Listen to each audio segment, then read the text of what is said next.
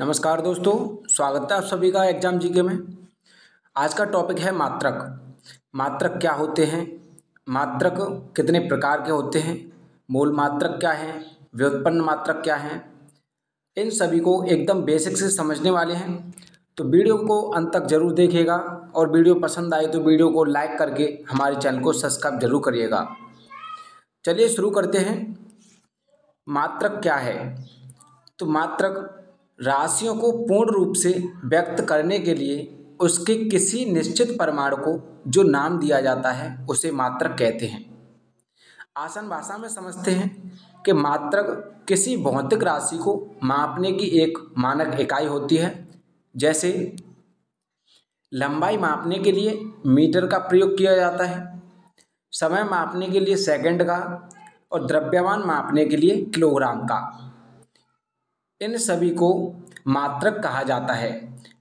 जैसे और इमेज के माध्यम से समझते हैं।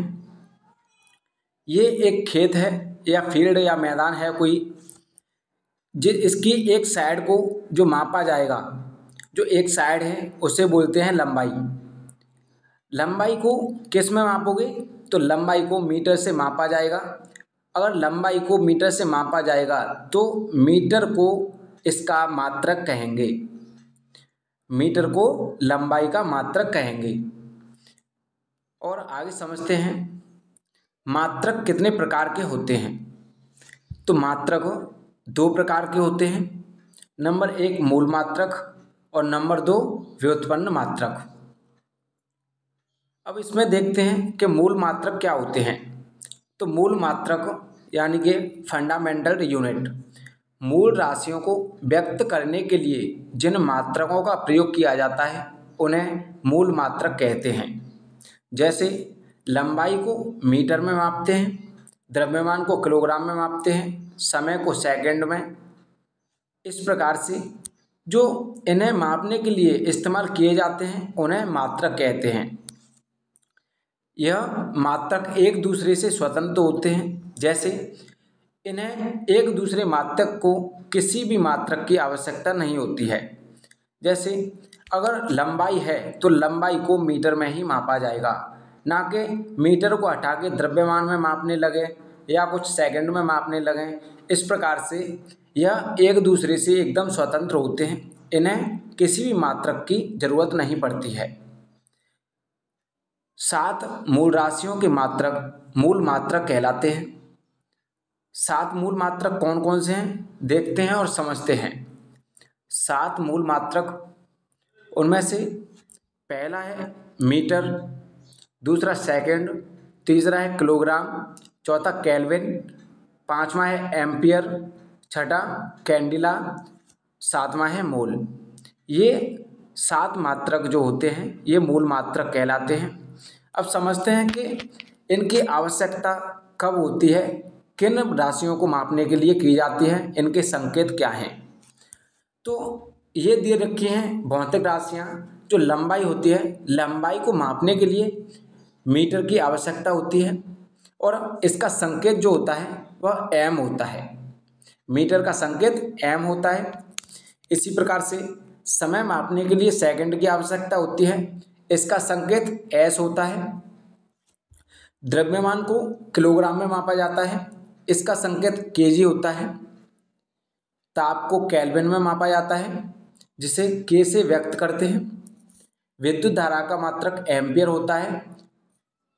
इसी प्रकार इसे ए से डिनोट करते हैं, ए से, इसका संकेत ए है। ज्योति तीव्रता को कैंडिला से, इसका संकेत सी और डी है। इसी प्रकार से पदार्थ का परिमाण को मोल में मापा जाता है और इसका जो संकेत होता है वो मोल होता है। आगे समझते हैं व्युत्पन्न मात्रक क्या होते हैं। उम्मीद करता हूं कि मूल मात्रक आपके अच्छे से समझ में आए होंगे। मूल मात्रक क्या होते हैं, अब समझते हैं व्युत्पन्न मात्रक। यानी कि व्युत्पन्न भौतिक राशियों को व्यक्त करने के लिए जिन मात्रकों का प्रयोग किया जाता है उन्हें व्युत्पन्न मात्रक कहते हैं। आसान भाषा में समझते हैं वे सभी मात्रक जो मूल मात्रकों की सहायता से व्यक्त किए जाते हैं उन्हें व्युत्पन्न मात्रक कहते हैं। यानी कि जो व्युत्पन्न मात्रक वे होते हैं जो मूल मात्रकों से ही बनते हैं, जैसे चाल, बल, क्षेत्रफल, आयतन आदि। ये सभी व्युत्पन्न मात्रक हैं। ये मूल मात्रकों की सहायता से ही बनते हैं। जैसे समझते हैं मूल मात्रक से व्युत्पन्न मात्रक कैसे बनते हैं। चाल है। चाल क्या होती है? किसी वस्तु द्वारा प्रति सेकंड तय की गई दूरी को चाल कहते हैं। यानी कि चाल बराबर दूरी बट्टे समय। यानी कि चाल किसे कहते हैं? किसी वस्तु द्वारा प्रति सेकंड में जो तय की जाती है दूरी, उसे चाल कहते हैं। इसका जो फॉर्मूला होता है ये होता है चाल बराबर दूरी बट्टे समय। अब दूरी को किस में व्यक्त करते हैं? m से। समय को s से। ये मूल मात्रक हैं। इन्हीं मूल मात्रकों की सहायता से व्युत्पन्न होकर के चाल का निर्माण होता है। जैसे कितनी दूरी है और कितने समय में तय की जा रही है, इन दोनों को जब हल करोगे तो इसके बाद ये चाल निकल कर आ जाएगी। इसी प्रकार अगला समझते हैं कि व्युत्पन्न मात्रक क्षेत्रफल कैसे बनता है, कैसे निकालते हैं। लंबाई गुणा चौड़ाई, ये होता है क्षेत्रफल। तो लंबाई को भी मीटर में मापा जाएगा और गुणा चौड़ाई को भी मीटर में ही मापा जाएगा। तो जब मीटर का मीटर से मल्टीप्लाई करेंगे तो ये हो जाएगा m², या इसे वर्ग मीटर भी कहते हैं। समझते हैं। उम्मीद करता हूँ ये व्युत्पन्न मात्रक आपके अच्छे से समझ में आए होंगे कि क्या होते हैं और किस तरीके से बनते हैं। आगे समझते हैं महत्वपूर्ण बिंदु। परीक्षा की दृष्टि से जो महत्वपूर्ण बिंदु हैं, परीक्षा में जो प्रश्न पूछे जाते हैं, ऐसे प्रश्नों को जो मूल राशियों लंबाई, समय, द्रव्यमान, विद्युत धारा, ताप, ज्योति तीव्रता एवं पदार्थ की मात्रा का निर्धारण माप तौल की अंतर्राष्ट्रीय समिति ने कब किया था? ये 1960 ईस्वी में किया था। एक बार फिर से देखते हैं, समझ में नहीं आया होगा ये अच्छे से। जो मूल राशियां लंबाई, समय, द्रव्यमान, विद्युत धारा, ताप, ज्योति तीव्रता एवं पदार्थ की मात्रा, ये जो 7 मूल मात्रक हैं, इनका निर्धारण माप तौल की अंतर्राष्ट्रीय समिति ने कब किया था?